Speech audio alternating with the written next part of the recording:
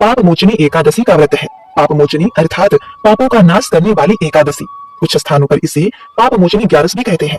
पद्म पुराण के अनुसार जो मनुष्य इस एकादशी का व्रत करता है और इनकी कथाओं को सुनता है, उनके जाने अनजाने में किए गए सभी पाप नष्ट हो जाते हैं। व्यक्ति के सभी प्रकार की मनोकामनाएं पूरी होती हैं। सहस्त्र गोदान के समान पुण्य फल की प्राप्ति होती है। साधक को इस जन्म के साथ साथ पिछले जन्मों के पापों से भी मुक्ति मिल जाती है। इस दिन भगवान विष्णु के श्री हरि रूप की पूजा की जाती है। भागवत पुराण में श्री कृष्ण भगवान ने अर्जुन से कहा था कि इस व्रत को करने या इस व्रत कथा को सुनने मात्र से ही घर में सुख शांति धन समृद्धि खुशहाली आती है। व्यक्ति के बड़े से बड़े पापों का नाश होता है।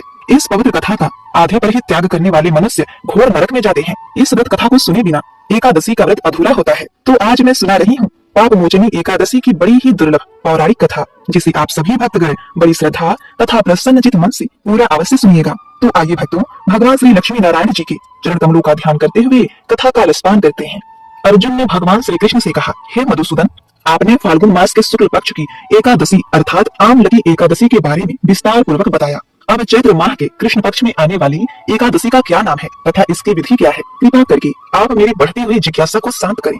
भगवान श्री कृष्ण ने कहा, हे अर्जुन, चैत्र माह के कृष्ण पक्ष की एकादशी को पाप मोचनी एकादशी के नाम से जाना जाता है।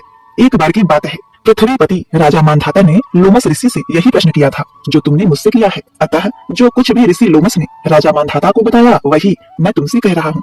राजा मानधाता ने कि महान रहस्यों के ज्ञाता महर्षि लोमस से पूछा, हे ऋषि श्रेष्ठ, मनुष्य के पापों का मोचन किस प्रकार संभव है? कृपा कर ऐसा कोई सरल उपाय बताइए जिससे सभी को सहज ही पापों से छुटकारा मिल जाए। महर्षि लोमस ने कहा, हे राजन, चैत्र माह के कृष्ण पक्ष की एकादशी का नाम पाप मोचनी एकादशी है। इसके व्रत के प्रभाव से मनुष्य के अनेक पाप नष्ट हो जाते हैं। मैं तुम्हें इस व्रत की कथा सुनाता हूँ, ध्यान पूर्वक श्रवण करो।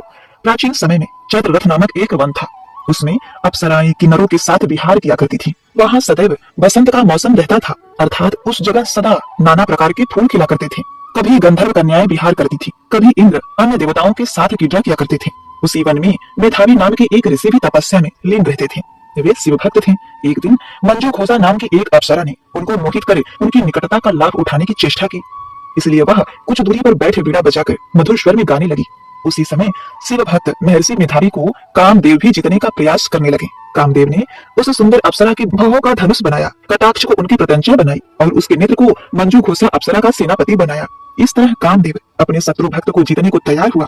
उस समय महर्षि मेधावी भी युवा अवस्था में थे और काफी हृष्ट पुष्ट थे। उन्होंने यज्ञोपवीत तथा दंड धारण कर रखा था। वे दूसरे कामदेव के समान प्रतीत हो रहे थे। उस मुनि को देखकर कामदेव के वश में हुई मंजू खोसा ने धीरे धीरे मधुर वाणी से बीड़ा का गायन शुरू किया। तो महर्षि मेधावी भी मंजू खोसा के मधुर गाने पर तथा उसके सौंदर्य पर मोहित हो गए। वह अप्सरा मेधावी ऋषि को कामदेव से पीड़ित जानकर उससे आलिंगन करने लगी।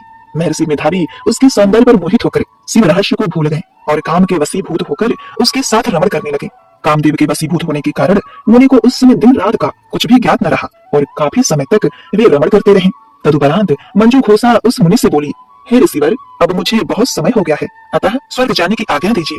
अप्सरा की बात सुनकर महर्षि ने कहा, हे मोहिनी, संध्या को तो आई हो, प्रातः काल होने पर चली जाना। ऋषि के ऐसे वचनों को सुनकर अप्सरा उसके साथ रमण करने लगी।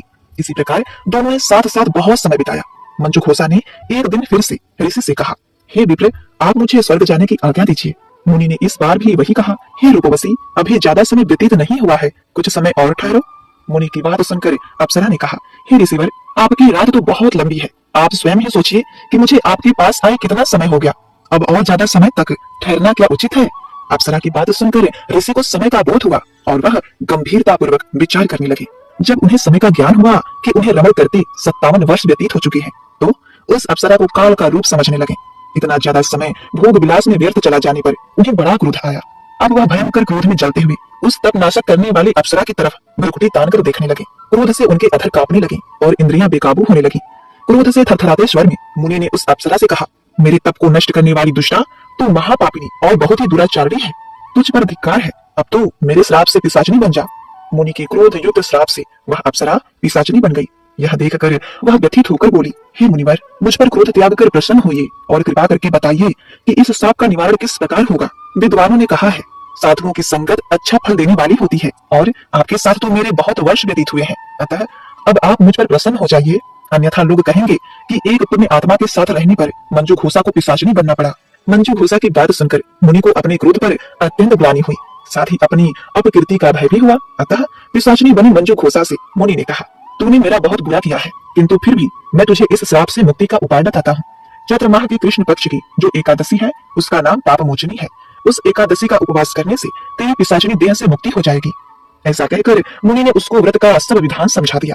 फिर अपने पापों का प्रायश्चित करने के लिए वे अपने पिता चैमन ऋषि के पास गए। चैमन ऋषि ने अपने पुत्र मेधावी को देखकर कहा, हे पुत्र, ऐसा क्या किया है तूने कि तेरे सभी पाप नष्ट हो गए हैं, जिससे तुम्हारा समस्त तेज मलिन हो गया है। मेधावी मुनि ने लज्जा से अपना सिर झुकाकर कहा, पिताश्री, मैंने एक अप्सरा से रमण करके बहुत बड़ा पाप किया है। इसी कारण संभवतः मेरा सारा तेज और मेरे तप नष्ट हो गए हैं। कृपा करके आप इस पाप से छूटने का उपाय बताइए। ऋषि ने कहा, हे पुत्र, तुम चैत्र माह के कृष्ण पक्ष की पाप मोचनी एकादशी का विधि तथा भक्ति पूर्वक उपवास करो, इससे तुम्हारे सभी पाप नष्ट हो जाएंगे। अपने पिता चैमन ऋषि के वचनों को सुनकर मेधावी मुनि ने पाप मोचनी एकादशी का विधि पूर्वक व्रत किया। उसके प्रभाव से उनके सभी पाप नष्ट हो गए। मंजू घोषा अप्सरा भी पाप मोचनी एकादशी का उपवास करने से पिशाचिनी की देह से छूट गई और पुनः अपना सुंदर रूप धारण करके स्वर्गलोक चली गई। लोमस मुनि ने कहा, हे राजन, इस पाप मोचनी एकादशी के प्रभाव से समस्त पाप नष्ट हो जाते हैं। इस एकादशी की कथा के श्रवण व पठन से हजारों गौदान करने का फल प्राप्त होता है।